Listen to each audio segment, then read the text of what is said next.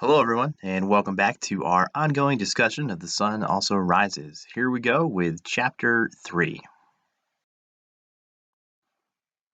So, in Chapter 3, we're introduced to a new character, and actually, this is the only time she appears throughout the novel. She sort of comes and goes, but that doesn't diminish her importance. And that character is, of course, Georgette, who Jake meets at the beginning of the chapter and takes with him to dinner and then later on to the dance. Now, Georgette is important because she's another character that serves as a point of contrast, someone that we can compare Jake and really Robert to. She has that sort of classic lost generation mentality. As part of their conversation, they're talking about Paris and don't you like Paris? No, well, why don't you go somewhere else? Isn't anywhere else to go? So she has that same sort of classic lost generation way of thinking, but there's also that pessimism to it. There's also that sort of resigned acceptance that Robert Cohn does not have, whereas he believes leaving Paris and traveling abroad will cure his ills. Georgette has come to the conclusion, presumably based on her experience, that that is not the case and that that will not happen. Now, also with Jake and Georgette, we start to get a little conversation about Jake's ongoing injuries and illnesses and everything else. And at one point, what's the matter? Are you sick? Yes, everybody's sick. I'm sick too. She says that back to Jake.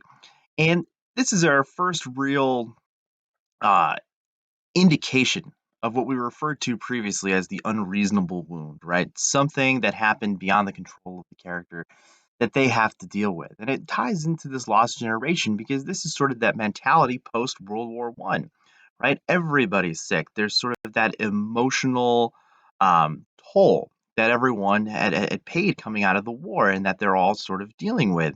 And for Jake, as we'll see in a few minutes, it's more than just emotional. There's also a physical injury that he's dealing with as well.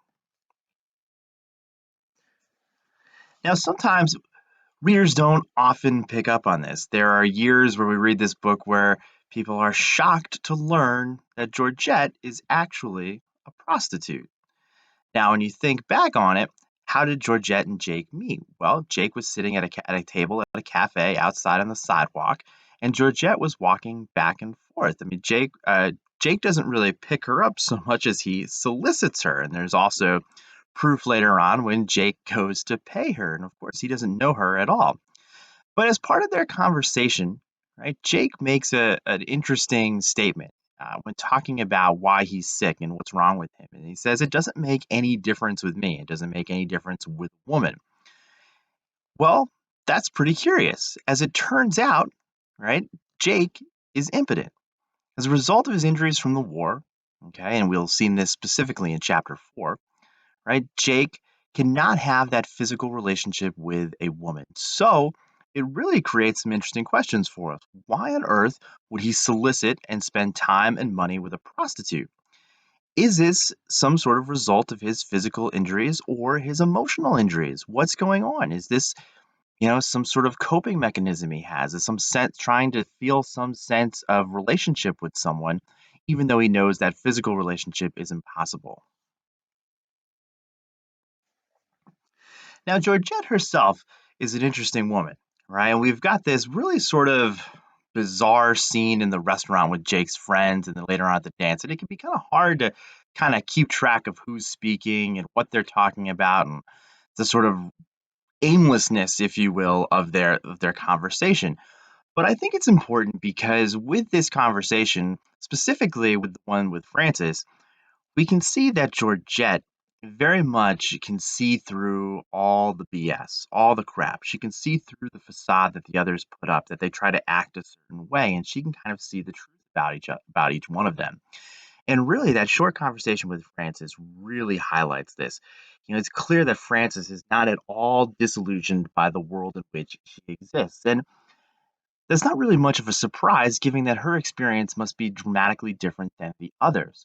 And we've talked before, but these others are really coming from a place of privilege in America, and they're living abroad now. And for Georgette, she, for all intents and purposes, would have had a much tougher experience. Presumably, she's a prostitute from desperation, right, out of need, as of way of survival.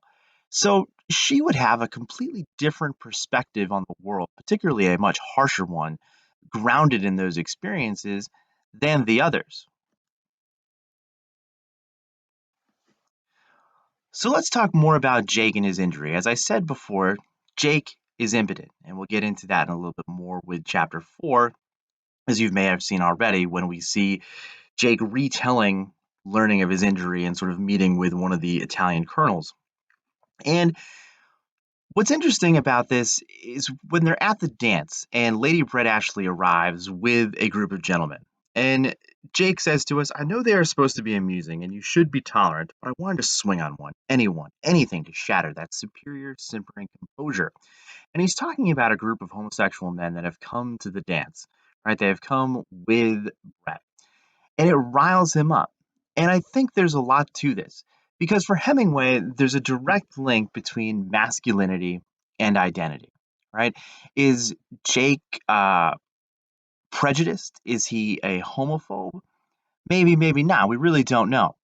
But we know Hemingway was that classic misogynist, masculine figure. And I think it comes through here in his writing.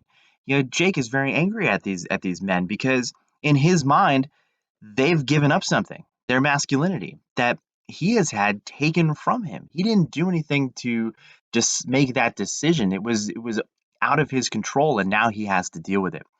And like I said before, there is a direct link for these Hemingway characters between their masculinity or their perceived masculinity and their identity. And this is something that Jake Barnes is going to struggle with throughout the remainder of the book. Finally, we are introduced to Lady Brett Ashley.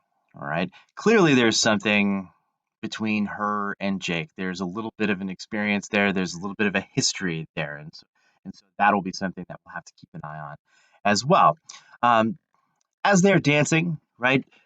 Robert Cohn, after a short conversation, becomes smitten with Ashley, and Jake says, "Oh, well, I suppose you'd like to add them up." And it's an important little quip there. He's not really trying to be mean about it. He's just sort of saying it like it is. But for Brett, these relationships have a sort of materialistic quality to them. They're sort of quantifiable. She can kind of add them up. She can kind of take stock and keep track. And these are things, right? They're collected rather than what we think of a relationship that has to be cultivated and nurtured. Um, when we think of relationships, we think of the emotional benefit, right, and the value of those relationships with those people. But for Brett, that's really not part of it. And so the question becomes, why? Is this just, again, the lost generation coming out? I mean, after all, at the end, she says, "Oh, darling, I've been so miserable," talking about her lack of purpose and value and meaning? Or is there something more specific to Lady Brett Ashley, something that has influenced the way she approaches these relationships? Of course, at this point, we don't really know, but that's something to think about as we continue on through the rest of the novel. Well, that does it for chapter 3. Stay tuned. We'll have more about chapter 4 coming up later on next week, as well as chapters 5 and 6. If you have any questions or concerns, please reach out to me at any point. A few of us have checked in from time to time during the virtual office hours. Feel free to log in anytime between 10 and noon if you have questions about the book or anything that you're being asked to do. Hope all is well, and I'll talk to you all soon.